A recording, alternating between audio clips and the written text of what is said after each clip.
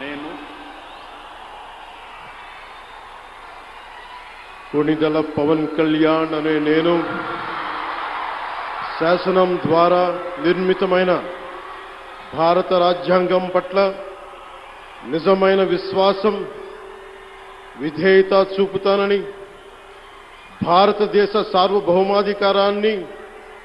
సమగ్రతని కాపాడుతానని, ఆంధ్రప్రదేశ్ రాష్ట్ర మంత్రిగా నా కర్తవ్యాలను శ్రద్ధతో, అంతఃకరణ శుద్ధితో నిర్వహిస్తానని, భయం గాని, పక్షపాతం గాని, రాగద్వేషాలు గాని లేకుండా రాజ్యాంగాన్ని, శాసనాలని అనుసరించి ప్రజలందరికీ న్యాయం చేకూరుస్తానని దైవ సాక్షిగా ప్రమాణం చేస్తున్నాను.